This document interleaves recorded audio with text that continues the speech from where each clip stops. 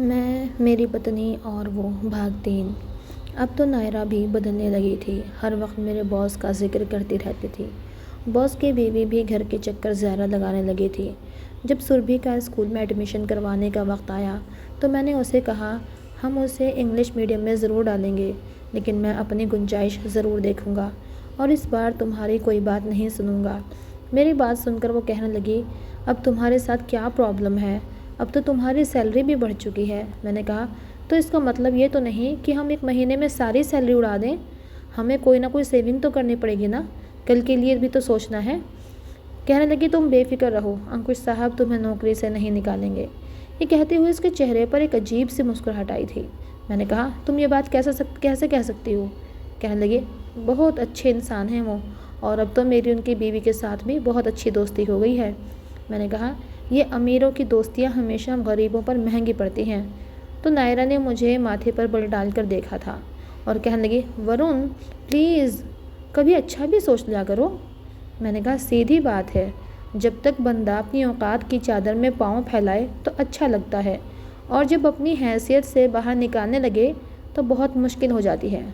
تم ان سب چیزوں کی خود کو عادی مت بناؤ۔ آج میری جاب یہاں ہے، ہو سکتا ہے کل نہ رہے، شاید تمہارے لیے زیادہ مشکل ہو جائے گی، کیونکہ سویدھاؤں کی عادت ڈالنا بہت آسان ہے، اور جب یہ سویدھائیں چھن جائیں نا تو بہت تکلیف ہوتی ہے۔ لیکن خیر میں نے سربھی کا ایڈمیشن اپنی حیثیت کے مطابق اسکول میں ہی کروایا تھا۔ حالانکہ نائرہ کا موڈ بہت خراب تھا، لیکن میں نہیں جانتا تھا کہ یہ بات میرے باس کے پاس پہنچ جائے گی۔ جب میں آفس گیا تو باس فون پر کسی سے بات کر رہے تھے۔ انہوں نے مجھے اپنے آفس میں بلایا تھا۔ جیسے ہی میں ان کے آفس میں گیا انہوں نے کہا اچھا تم ٹینشن مت لو، میں سب مینیج کر دوں گا، جب میں ہوں تب تمہیں فکر کرنے کی ضرورت نہیں، پلیز رونا بند کرو۔ انہوں نے جیسے ہی مجھے دیکھا فون بند کر دیا۔ کہنے لگے ارے یار آؤ، تم دروازے پر کیوں کھڑے ہو؟ میں نے کہا سر آپ اجازت دیں گے تو اندر آ جاؤں گا، ورنہ یہ تو رول کے خلاف ہے۔ میری بات سن کر کہنے لگے تمہارے لیے میں نے اپنے کافی رول توڑ دیے ہیں، تمہیں اجازت ہے، تم اندر آ سکتے ہو۔ میں اندر آیا تو ان کے سامنے فائل پیش کی۔ میں نے کہا سر یہ چیک کر لیجئے۔ کہنے لگے سب ٹھیک ہی ہوگا، تم فکر نہ کرو۔ میں نے کہا ٹھیک ہے، میں اپنا کام نپٹا دیتا ہوں۔ وہ کہنے لگے ورن میری بات سنو۔ میں نے کہا یس سر۔ میں نے پلٹ کر ان کو دیکھا تھا۔ کہنے لگے کرسی پر بیٹھو، تم سے بات کرنی ہے۔ میں کرسی پر بیٹھ گیا۔ کہنے لگے کیا بات ہے؟ جب میں تمہیں کہہ چکا ہوں کہ تمہیں کوئی بھی مسئلہ ہو تو مجھے بتاؤ، پھر تم نے سربھی کا ایڈمیشن ایک سستے سے اسکول میں کیوں کروایا؟ میں تو اس کا ایڈمیشن وہیں کروانا چاہ رہا تھا جہاں میرا بیٹا پڑھتا ہے۔ یہ سن کر میرے دماغ کی گھنٹی بجی تھی۔ میں نے کہا آپ سے کس نے کہا؟ کہنے لگے بس پتہ چل گیا، مجھے تم میری بات کا جواب دو۔ میں نے کہا سر جہاں پر آپ کا بیٹا پڑھتا ہے وہاں کی فیس اور ایڈمیشن فیس دینے کی میری بالکل بھی حیثیت نہیں ہے۔ کہنے لگے تمہیں کس نے کہا ہے کہ تم فیس بھرو، سب کچھ میں مینیج کر دوں گا۔ میں نے کہا سر آپ یہ سب کیوں کریں گے اور کس لیے کریں گے؟ دیکھیں آپ کے مجھ پر پہلے ہی بہت احسان ہے، آپ کے گھر میں رہ رہا ہوں، پھر آپ نے لاکھوں کا سامان میرے گھر میں بھر دیا، اس کے بغیر میرا گھر چل سکتا ہے؟ سر میں تو یہ سوچ رہا تھا اپنی سیلری سے پیسے کٹواؤں گا، پھر اوپر سے سربھی کی ابھی بیسک کلاسز ہیں، جس اسکول میں نے اس کا ایڈمیشن کروایا ہے وہاں پر بھی بچوں کو اچھی شکشا دی جاتی ہے اور میں افورڈ بھی کر سکتا ہوں۔ میں اپنی بیوی بچوں کو اپنی حیثیت کے مطابق ہی رکھنا چاہتا ہوں، انہیں اونچے سپنے نہیں دکھانا چاہتا، پلیز میں جو کر رہا ہوں مجھے کرنے دو۔ میری بات سن کر کہنے لگے پتہ نہیں تم جیسے لڑکوں کے ساتھ کیا پرابلم ہوتی ہے، تم لوگوں کی سوچ مڈل کلاس ہی رہتی ہے۔ ارے یار مجھے دیکھو، میرا جو دادا تھا نا وہ بھی تمہاری طرح مڈل کلاس ہی تھا، اس نے میرے باپ کی سوچ کو ہمیشہ الجھائے رکھا، اور میں نے تو سوچنا ہی آسمان سے شروع کیا تھا، آسمان سے سوچ شروع کر کے اس سے بھی اوپر اڑان بھری تھی، اور آج دیکھو میں کہاں بیٹھا ہوں۔ ان کی باتوں سے گھمنڈ صاف جھلک رہا تھا، اور میں سمجھ سکتا ہوں کیونکہ ساری محنت تو باپ نے کی تھی اور باپ کی محنت کو وہ آگ لگا رہا تھا، تو آج اس مقام پر تھا۔ جس دادا کو مڈل کلاس کہہ رہا تھا بنیاد تو اسی نے ڈالی تھی۔ پکے پکائے پر بیٹھنا بہت آسان ہوتا ہے، پر یہ بات میں کہہ نہیں سکا۔ میں نے کہا سر آپ ٹھیک کہہ رہے ہیں، اور پتہ نہیں کیوں مجھے اپنی یہ مڈل کلاس سوچ ٹھیک لگتی ہے۔ کہنے لگے ٹھیک ہے مرضی ہے تمہاری، لیکن سربھی کے معاملے میں تمہاری ایک نہیں سنوں گا۔ تمہیں اندازہ بھی ہے نائرہ کتنی پریشان ہے، اسے کتنا شوق ہے اس کی بیٹی اچھے اسکول میں پڑھے۔ یہ سن کر میرا دماغ گھوم کے رہ گیا تھا۔ میں نے کہا آپ سے نائرہ نے کہا ہے؟ اس بار میرا لہجہ تھوڑا بلند ہوا تھا۔ وہ چپ تھے، پھر سگریٹ پیتے ہوئے کہنے لگے بس اس نے سرسری سی بات کی تھی، بلکہ میں نے ہی اسے کہا تھا سربھی کا ایڈمیشن کروانا ہے تو وہ میری پتنی کے ساتھ چلی جائے، لیکن وہ رو رہی تھی، کہہ رہی تھی کہ تم نے منع کیا ہے اور اس کا ایڈمیشن تم نے چھوٹے سے اسکول میں کروا دیا۔ بات سرسری سی ہوئی تھی، زیادہ نہیں، پر میرے اندر تو یہ بات چبھ کے رہ گئی تھی۔ سرسری بات؟ یہ ہوتے کون ہیں میری بیوی کو فون کرنے والے، اس سے بات کرنے والے، میری بچی کے بارے میں فیصلہ کرنے والے؟ میں اٹھ کر اپنے آفس سے باہر آ گیا۔ مجھے نائرہ پر اتنا غصہ آ رہا تھا کہ جس کی کوئی حد نہیں۔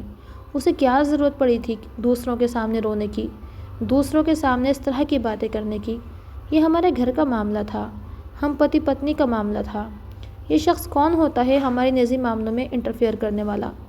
جیسے تیسے کر کے میں نے آفس کا کام ختم کیا تھا۔ جب آفس آیا تو نائرہ کی آنکھیں سوجی ہوئی تھیں، مجھ سے بات نہیں کر رہی تھی۔ میں پہلے ہی تپا ہوا تھا۔ میں نے کہا تم نے سر کو فون کیوں کیا تھا؟ یہ بات سن کر بری طرح سے گھبرائی تھی، کہنے لگی میں کھانا گرم کر دیتی ہوں، آپ کو بھوک لگی ہوگی۔ اس سے پہلے کہ وہ اٹھ کر کچن میں جاتی، میں نے اس کا زور سے بازو پکڑا اور اپنے سامنے کھڑا کیا۔ میں نے کہا تم سے کچھ پوچھ رہا ہوں، تم نے انکش سے فون پر بات کیوں کی تھی؟ کیا لگتا ہے وہ تمہارا؟ تمہیں اتنی سی بات سمجھ میں نہیں آتی کہ میں اپنی اوقات سے باہر رہ کر کچھ بھی نہیں کروں گا؟ پھر تم نے سربھی کی بات ان سے کیوں کی؟ ان کے سامنے رونے کی تمہیں کیا ضرورت تھی؟ بتاؤ مجھے۔ میں بڑی مشکل سے اپنا غصہ ضبط کر رہا تھا۔ وہ رونے لگی، کہنے لگی تمہیں اپنی بچی کی کوئی پرواہ نہیں ہے۔ میں نہیں چاہتی میری بچی ایسی زندگی گزارے جس کے بیٹے کے ساتھ کھیلتی ہے۔ اس کی بیوی ہر تیسرے دن آتی ہے، وہ بھی یہی چاہتی ہے کہ وہ اچھے اسکول میں پڑھے، کل کو اس کا بیٹا اس کا مذاق نہیں اڑائے گا۔ تم ایک معمولی سے اسکول میں پڑھتی ہو، اور اگر اچھے اسکول میں پڑھے گی تو اس کا فیوچر اچھا ہوگا۔ یہ کیوں نہیں سوچتے تم؟ کچھ بھی نہیں سوچتے ورن، تمہیں بس اپنی مڈل کلاس زندگی ہی پسند ہے۔ یہ بات سن کر میرا جی چاہا ایک زوردار تھپڑ اس کے منہ پر مار دوں۔ کل تک تو اسے نہ میرا مڈل کلاس ہونا برا لگتا تھا اور نہ ہی میری مینٹلٹی پر اسے کوئی ایشو تھا۔ میں نے کہا فون کرو انکش کو، منع کرو اسے کہ تم سربھی کو اس کے بیٹے کے اسکول میں ایڈمیشن نہیں کروانا چاہتی۔ میں نے بڑے غضبناک غصے میں اسے کہا تھا۔ کہنے لگی میں نہیں کہوں گی، زیادہ ہی ہے تو بے شک وہ فیس نہ دے، میں اسکول میں جاب کر لوں گی، اپنی بیٹی کے لیے فیس کا ارینج کر لوں گی۔ مجھے نائرہ پر بہت غصہ آ رہا تھا۔ میں نے کہا تمہیں سمجھ میں نہیں آ رہا میں کیا کہہ رہا ہوں؟ وہ چپ ہو گئی۔ اس نے میرے سامنے انکش کو فون کیا۔ میں نے اس کا فون اسپیکر پر لگا دیا تھا، لیکن موبائل نائرہ کے ہاتھ میں تھا۔ اس کا ہاتھ بری طرح سے کانپ رہا تھا۔ انکش نے فون اٹھایا اور کہنے لگا ہیلو نائرہ، آر یو اوکے؟ کیا ہوا؟ وہ بات ایسے کر رہا تھا جیسے اسے پتا تھا کہ میں گھر جاؤں گا تو کچھ نہ کچھ سین کریٹ ہوگا۔ نائرہ کہنے لگی سر آپ سربھی کا ایڈمیشن نہیں کروانا، رہنے دیں۔ وہ کہنے لگا وائی، کیوں رہنے دوں؟ میری بیٹی ہے، مجھے کوئی فرق نہیں پڑے گا، میرے لیے بالکل معمولی سی بات ہے اس کی فیس بھرنا، اس کا ایڈمیشن فیس بھرنا، اس کا ایڈمیشن کروانا میرے لیے کوئی بڑی بات نہیں ہے۔ وہ کہنے لگی لیکن مجھے نہیں کروانا۔ وہ کہنے لگا کیوں نہیں کروانا؟ کل تک تو تمہیں کوئی اعتراض نہیں تھا، آج کیوں ہے؟ کیا ورن نے تم سے کچھ کہا ہے؟ وہ کہنے لگی آپ ہمارے معاملات میں مت بولا کریں، ہم خود دیکھ لیں گے ہمیں کیا کرنا ہے اور کیا نہیں۔ یہ کہہ کر اس نے فوراً سے فون کاٹ دیا، پھر فون بیڈ پر پھینک کر باہر چلی گئی۔ کھانا گرم کر کے اس نے ٹیبل پر لگا دیا تھا، لیکن خود کھانا نہیں کھایا۔ میں نے بھی پرواہ نہیں کی، آج وہ میرے بازو پر بھی نہیں سوئی تھی اور میں نے بھی اسے نہیں کہا۔ میں جانتا تھا کہ 2-3 دن میں ناراض ہو رہے گی لیکن ٹھیک ہو جائے گی، لیکن میں نہیں چاہتا تھا کہ وہ ایسے سپنے دیکھے جو بعد میں اس کے لیے یا میری بیٹی کے لیے مشکلات پیدا کریں۔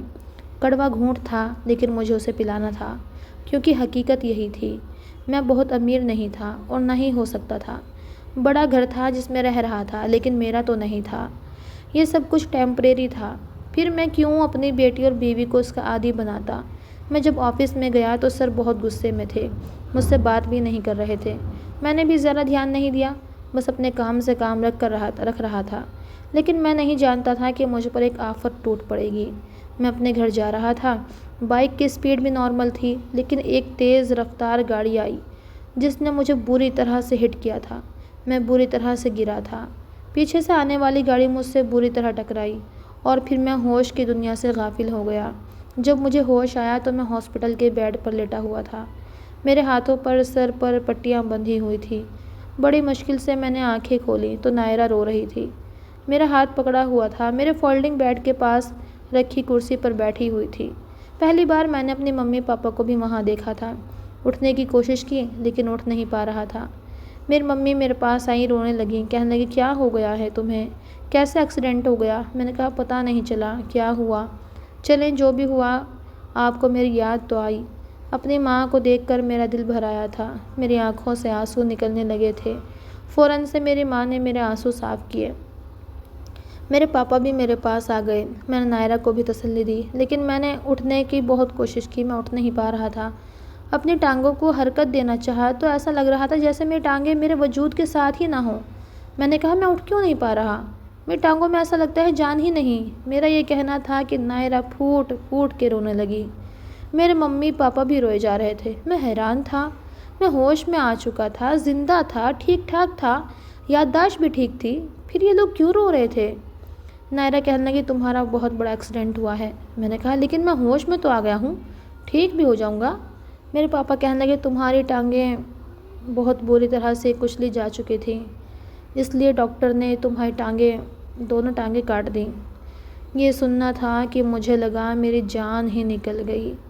میں نے فوراً سے نظریں اپنی ٹانگوں کی طرف کی تھیں جہاں پر کچھ نہیں تھا، صرف ایک چادر بچھی ہوئی تھی، گھٹنوں سے نیچے ٹانگیں کٹ چکی تھیں۔ یہ دیکھ کر مجھے اپنے زندہ رہنے کا افسوس ہوا تھا، میری آنکھوں سے آنسو بہنے لگے۔ میرے باپ نے مجھے گلے سے لگایا تھا۔ کچھ ہی دیر بعد کمرے کا دروازہ کھلا، میرا باس باہر سے اندر آیا، کمرے میں آیا، اس کے ساتھ ایک نرس بھی تھی۔ وہ نرس سے کہنے لگے فولڈنگ بیڈ اونچا کرو۔ اس نے فولڈنگ بیڈ اونچا کر دیا۔ میرا باپ ان سے کہہ رہا تھا انکش صاحب آپ کا احسان ہے جو آپ نے پانی کی طرح میرے بیٹے پر پیسہ بہایا ہے۔ میں حیران تھا، میرے ایکسیڈنٹ کا اس کو پتہ کیسے چلا؟ وہ کہنے لگا ہمیں تو اس بات کا بہت افسوس ہوا ہے کہ ورن اپنی ٹانگیں کھو چکا ہے۔ میری پوری کوشش تھی کہ ایسا کچھ نہ ہو۔ پھر 3 دن سے یہ کوما میں تھا۔ یہ بھی میرے لیے بہت بڑی تکلیف کی بات تھی۔ ورن میرا بہت اچھا امپلائی ہے، مجھے تو اس کا احساس کرنا ہی تھا۔ میں نے غور کیا تو ہاسپٹل کا پرائیویٹ روم تھا جس میں اے سی ٹی وی سب کچھ لگا ہوا تھا۔ کمرے کو دیکھ کر اندازہ ہو رہا تھا کہ ہاسپٹل کافی مہنگا ہے جہاں میں ایڈمٹ تھا۔ اس بات سے اندازہ ہو چکا تھا کہ سارا خرچہ انکش نے کیا ہے، لیکن سب سے زیادہ دکھ مجھے اپنی ٹانگ کھونے کا تھا۔ جب سب باہر چلے گئے، انکش بھی چلا گیا، صرف نائرہ تھی جو میرے پاس تھی۔ میں نے کہا سربھی کہاں ہے؟ کہنے لگی انکش صاحب کی بیوی اس کو اپنے گھر لے گئی۔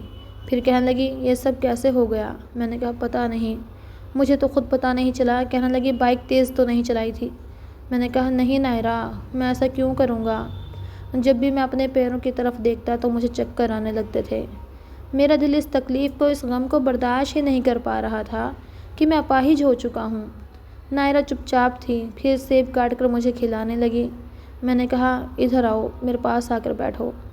وہ میرے فولڈنگ بیڈ کے پاس رکھی کرسی پر بیٹھ گئی تھی۔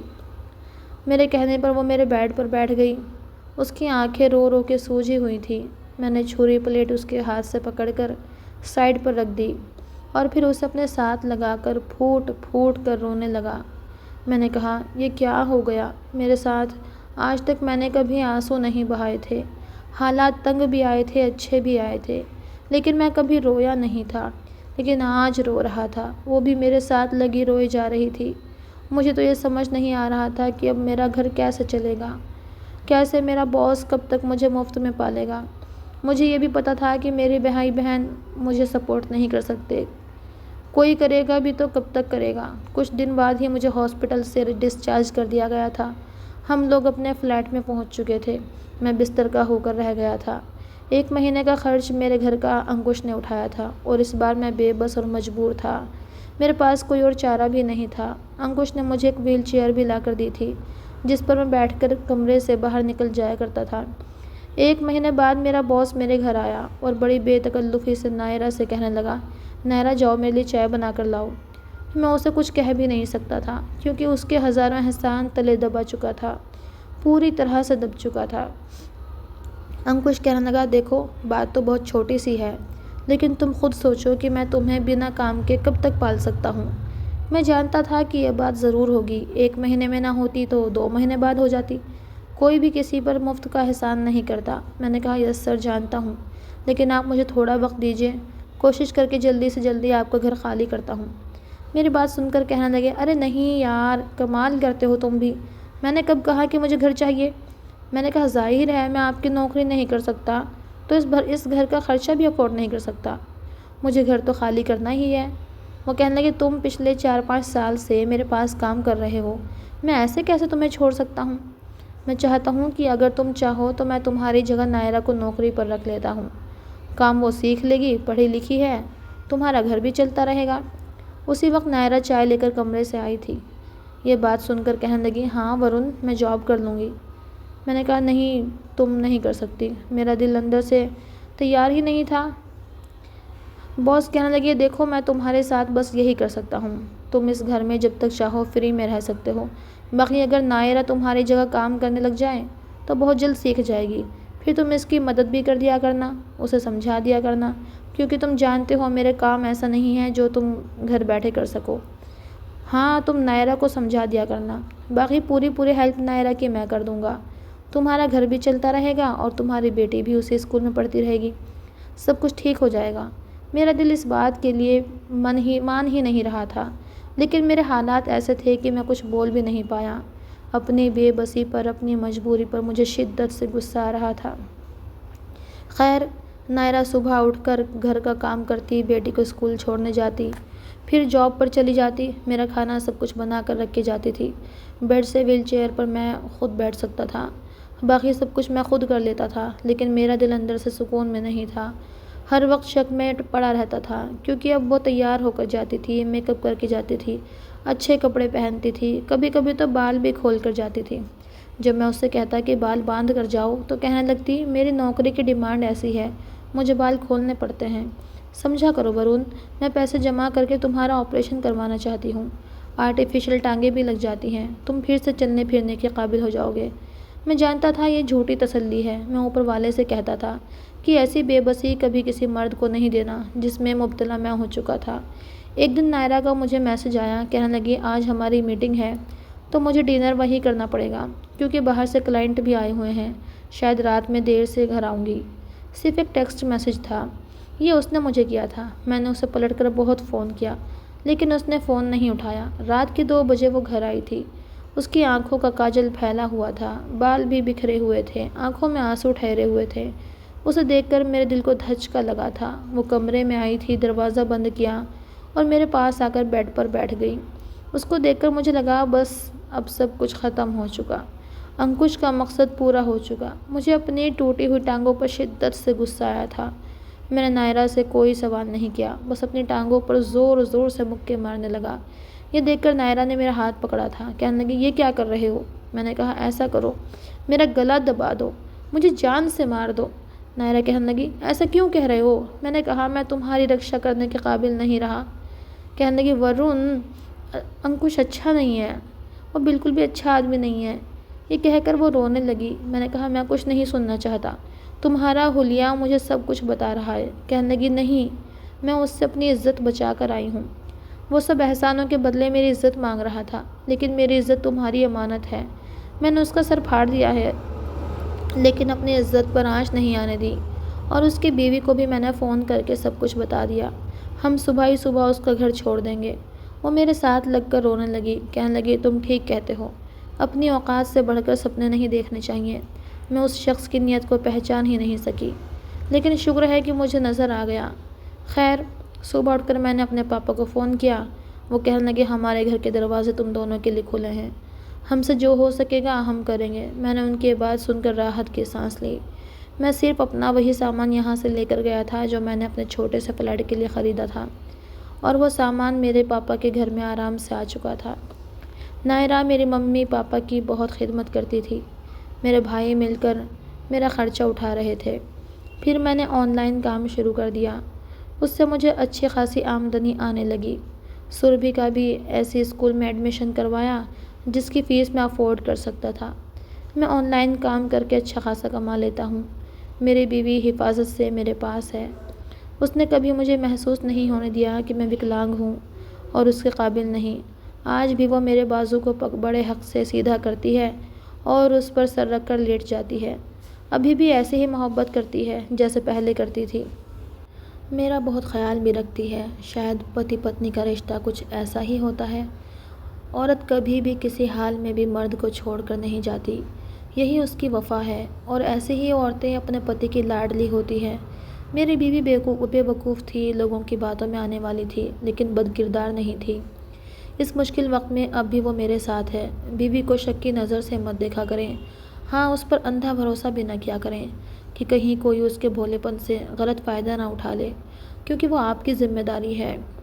اسی طرح کی کہانیاں سننے کے لیے ہمارے چینل کو سبسکرائب کیجیے، اور کہانی پسند آئے تو لائک کیجیے گا۔ آپ لوگ پلیز کمنٹ ضرور کیجیے گا، کیونکہ آپ کے کمنٹ سے ہمارا حوصلہ بڑھتا ہے۔